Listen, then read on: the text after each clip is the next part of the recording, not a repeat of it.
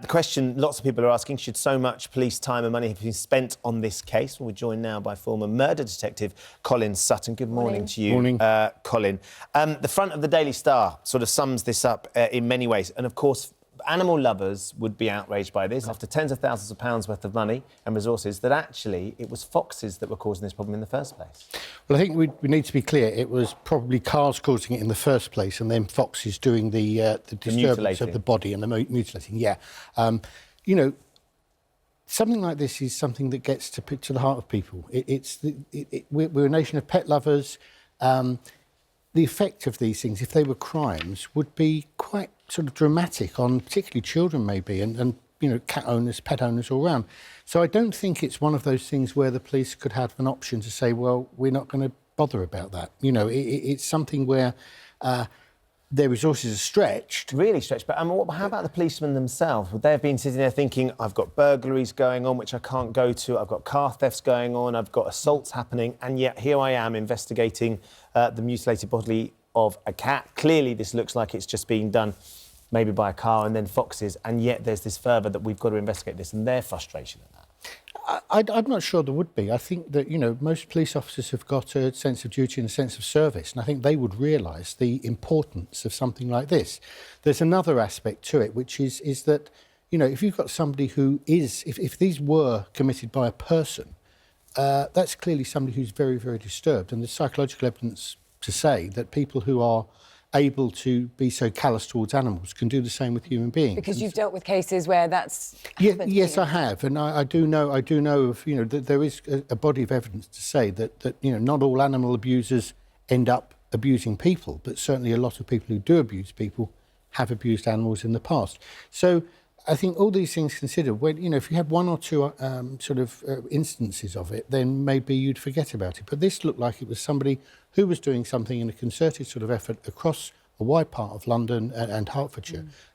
Because just to say, so one of those cases where that was evidence to have happened was Levi Bellfield, wasn't it? There's certainly some evidence that he abused animals and small animals during his past. And the police are damned if they do and damned if they don't. You know, if they'd have said these are only cats, then I'm sure the outcry would have been just as large and vociferous. How much money do you think would have been spent on this? So the Met haven't confirmed the cost, but, you know, a reported 15 officers were working on this. There were 24 post-mortems on cats done by the Met Police. Hertfordshire Police carried out 5 post-mortems as well. That's going to have been a lot of money, not just the police man-hours, isn't it? Yeah, I think the post-mortem examinations probably were the most expensive part of it. I mean, these will have been investigated by 15 officers who had lots of other things on their workload. There wasn't a dedicated squad necessarily to these offences. You know, people would do this in and amongst their normal duties. How frustrating will this be, though, for we heard a clip, a soundbite from an owner there who said there was a clean cut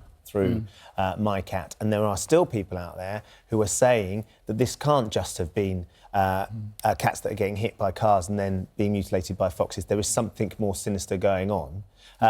Do you think they just need to say, look, we've got to listen to the police here and it's all done? I think so. I mean, I think, you know, the strands of evidence you've got, the CCTV that in many cases, or half a dozen cases, which show a fox bringing these body parts, even when the body parts arrive on a doorstep, the CCTV of a fox depositing it there. We've had the experts, the pathologists, the veterinary pathologists who have looked at the cats and decided that they died through blunt force trauma, and that the wounds and the sort of dismemberment is consistent with action by a fox. So I think we have to trust the experts, and I kind of praised the Metropolitan Police for taking this seriously. The difficulty is, though, there's dissatisfaction all round, it seems, isn't it? Because the people who feel their cats have been attacked now feel that they haven't got justice because they don't quite believe the findings of what's happened here. And then there are other people who are, you know, perhaps trying to ring the police because they've had a burglary or they want something investigated. Yeah. They're not able to get the police to come to them, and they're thinking, well, hold on a second, the police are investigating, you know, cat killings. Why aren't they coming to investigate my burglary? Yeah, I understand that entirely. But as I say, they're damned if they do, damned if they don't. There would have been an outcry if no action had been taken about the Croydon Cat Killer, I'm sure. So, you know, I'd be sitting here defending that inaction in that case. Well, let's hope that for those that did sadly lose their cats, they get some sort of, you know, solace from the fact that it's been investigated and they've found some evidence to prove that it was hopefully just, you know, blunt force trauma from a car, and then the foxes taking advantage of that. I think it's one of those cases where we really should trust the experts.